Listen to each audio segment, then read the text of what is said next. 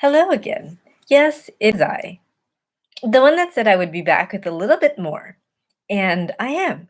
Certainly, the other day I spoke to you about the significance of being significant in what we believe and in our upbringing, really within the relevance of how we feel about our existence within our own existence, within the locality of our locality. Now, you might be thinking, why do I keep repeating those words in different contexts?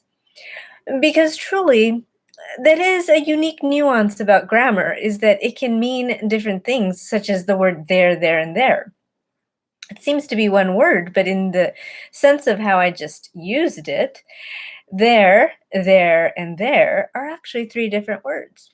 Just as the way that I used the word locality within our locality. And so to think of ourselves beyond ourselves is quite interesting. And the reason that I wanted to be brief today in my comment is it certainly is the last day of May, but you didn't think I'd forget about you, did you? You didn't think I'd forget about the fact that the 31 days of May were truly much more than just calendar days. They were a lot of advocacy over many things, including awareness over mental health and mental wellness. And the importance of that is we tend to really focus on caring about others so much that sometimes we forget to care about our own well being and our own mental health. It's very important. And because so often we have created holiday over holiday over holiday, this layering of different holidays actually sometimes makes us more selective over what we, because otherwise we'd be so exhausted in celebrating every single holiday out there. But let's be cognizant of the fact that we should always remember that the idea or the concept of mental health awareness, Mental Health Month, which is May, is important because not caring for our mental health really shows after a while. What do I mean by that? If we don't get our sleep for a prolonged period of time, our brain reflects it after a while, and we then have quite a while to catch up. And many things start percolating that would not otherwise percolate had we received proper rest and proper hours of sleep. That's one example. Another is the type of diet, the type of food that we eat. I don't mean diet like if people want to lose weight. I'm talking about diet, the kind of food that we eat. Sometimes can lead to certain effects in the body that then have consequences over time. That in some instances, can not be pulled back. And also in terms of some effects to the body on how we treat it, how we exercise the body, can actually be detrimental. Certainly, certain types of exercise are extremely healthy, but when we're aware of our body and when we know how much exercise can be had, then that's excellent. But if we aren't aware of what works well for our body, for example, I'll give you an example of myself. Because I am not able to run, meaning like even jogging is not healthy for me, then I think of things for myself such as calisthenics, where I can do stretches of exercises as opposed to high impact exercises, such as running on a track, for example. So that's something that for me personally, I know exactly how and what works for me. And another example is recognizing the fluidity of one's ability. So, for example, if you know that you are perfectly well having 1 to 2 cups of coffee every morning because that's perfectly fine, then that's great. But if someone, such as a physician, has said, okay, no more coffee for you because it's doing a number for your blood pressure, being cognizant of that is really important. Because if you disregard that kind of advice, then recognizing that you're going to elevate your blood pressure every time you have more than 2 cups of coffee is really important to be aware of. And then also recognizing that coffee has the ability to dehydrate, and so more than one would expect. So balancing that with the water that's necessary. So those are just a couple of pieces of advice. Now, why did I even mention that? Because mental health awareness is more than the word itself. It is truly caring for the totality of ourselves as human beings than just one aspect of who we are. And the other day, someone erased a comment that I made to someone, helping them get some advice. They were asking for advice, and they asked if I was some kind of shrink, and whether they were joking or not, it didn't matter to me. But I did give them a referral to a place where they could get help, certainly. And I'm going to caveat this: I'm not a shrink, but I have had the kind of training where I know who people can go to get the kind of advice that is on a professional level. So I wanted to make sure that, because that comment was erased in this platform, that I reiterated, if people do ever feel that they need a certain level of advice, because that particular person reached out and said, I need help, can you provide some help? Now, I could not provide the help because I am not a professional in psychology or psychiatry. And I wanted to provide that information. And I'm going to give you 2 pieces of information that are really important. And I hope that you do not disregard this information. I mean, you could ignore my comment, certainly, but there is no need to delete my live stream. And if you do delete it, I will just post another one.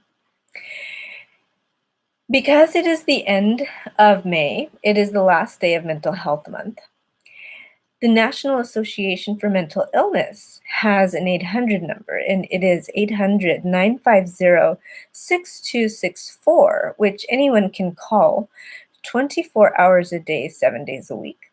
Or if someone is in crisis, you can text NAMI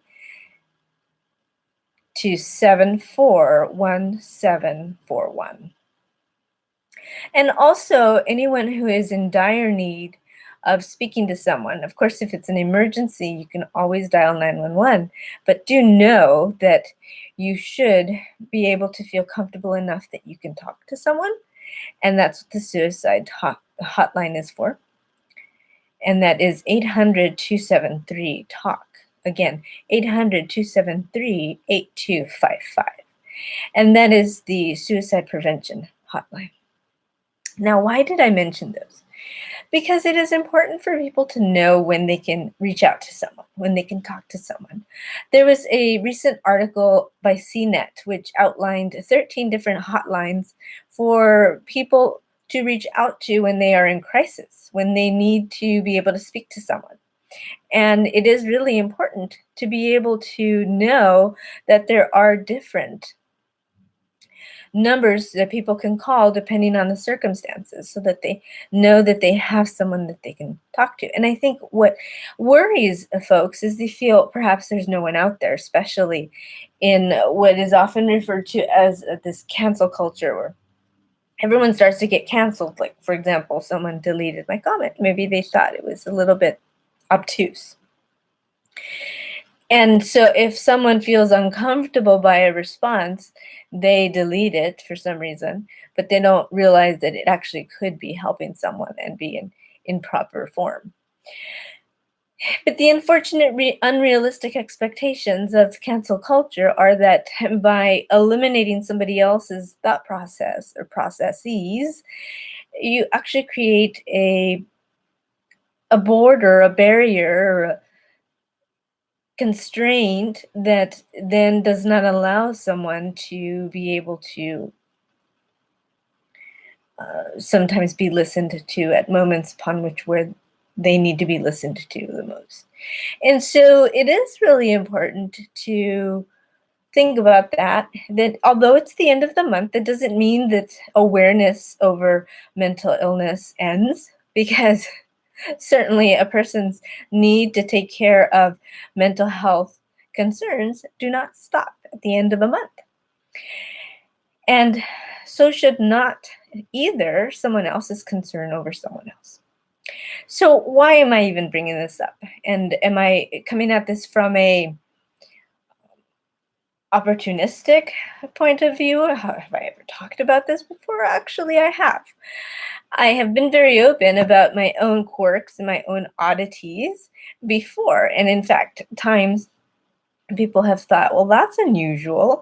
That doesn't seem like that would ever have occurred. But the point of the matter is the fact that I'm even just speaking to you right now is a bit of a miracle. Because this much of my brain doesn't exist.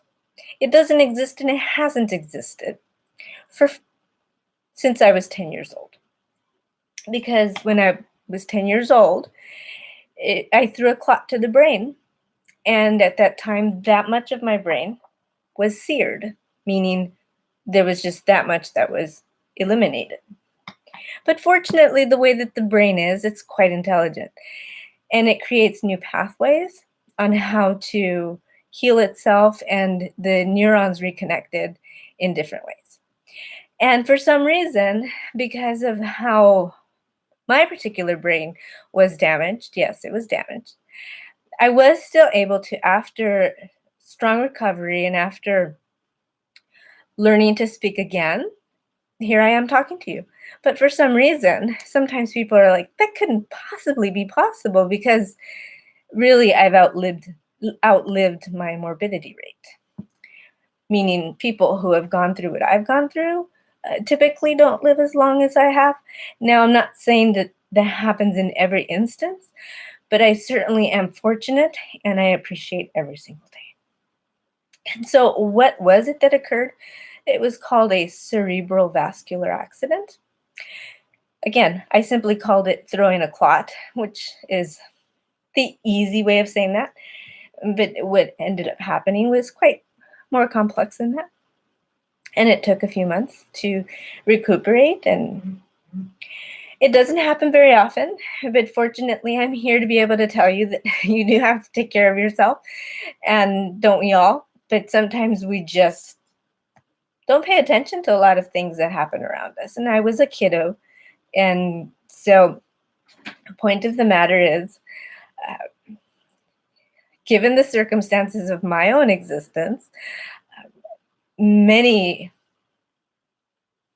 statistical analysis results showed that I shouldn't even have lived past 17. So I say things like that. I joke, I shouldn't even have been around after 17. And people think I'm very odd in saying that, but I'm pretty pragmatic and realistic. And so I appreciate every day. Sometimes you see a sign behind me that I hold dear, which says every day is a gift. And it is in the way that I live my life. But we're all different in our perspectives. And that is one of my most precious perspectives, because I was raised to really appreciate the fact that it was a unique circumstance to have survived. And that's just one of many things that have occurred that I've been able to appreciate. But I thought I'd share that one with you, because as a result of the way that my brain reformulated itself, I've really become accustomed to learning about how the brain works, and really not mesmerized, but perplexed and then intrigued by how other people's brain works. And It doesn't make me an expert. That's why when the person asked if I was a shrink, I clearly said no. But I do have a lot of training in other areas to help people so that I can make sure that I refer them to people who are experts. And I know the difference between being an expert and simply a practitioner who has worked in areas where I can refer people. But I was a little dismayed when my comment was deleted. But whomever was offended by my comment, I certainly didn't mean anything negative by it. It was simply someone asked for help and I sent them the information. I think the best thing we can do in life is the best that we have, just to try to help others. And that is what I did at that moment. But let's remember that we are as significant to ourselves as we can be every day that we are alive. And that's why it's so important to try to make a difference in other people's lives. But let's not let other people remind us or try to make us feel that we are insignificant in this world, though we are a very small part of the world that is much larger than us, but we still are very important to exist. And I think the universe reminds us of that every day. The reason there is a universe is that the ethos exists in a much broader sense, and it has to, but we still have to exist as well in the sense that we do in order to be part of the universe. And we may be minuscule, but we are necessary. Now, another point I wanted to make is recently I read a poem that I had written and finished in 2019, and I read it in Spanish because that's how I wrote it. And I said that I would make the translation available. It certainly has been made available. I have translated that and posted it on my website. If anyone is interested, it is at www.dewpointreport.com. And you're welcome to see that. It's in a PDF, the English and the Spanish version of that. And lastly, before I leave the live stream tonight, I wanted to give a special thanks to all veterans who have served in the military, as today is Memorial Day, and it is a very special day commemorating service, not only to those who sacrificed everything, but also to all who have returned and who still continue to serve. Because I think what we have learned as a country is that not only do we appreciate the service to the men and women who have served and sacrificed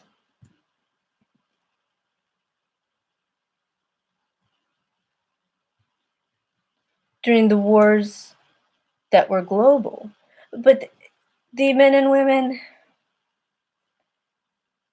who have served also on American soil and engagements everywhere during peacetime as well. And some of you may be wondering, there were engagements during peacetime? There have been.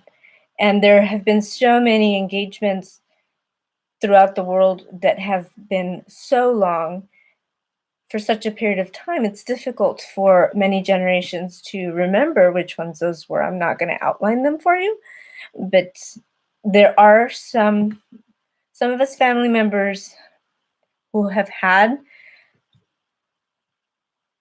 relatives serve overseas or domestically during peacetime. And your service is much appreciated. And it's just really important to be able to say, today, as Memorial Day, is also a day to appreciate you. And so I say to all military veterans serving presently and who have served before, thank you for your service. And I caveat that too, because, and I've said this before, there have been veterans who have told me, You don't need to tell me thank you for my service. You just need to appreciate the freedom that you have."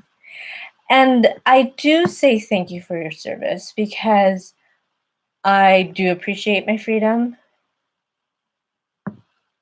obviously, every day. But at the same time, I value the dedication and the commitment of every soldier that has ever said that they wanted to serve. Not everyone is chosen to serve. And so, to those of you who are, know that your dedication is much appreciated. And with much gratitude, I wanted to say thank you to all of you and your family members, because it truly is a family responsibility as well. Thank you and good night.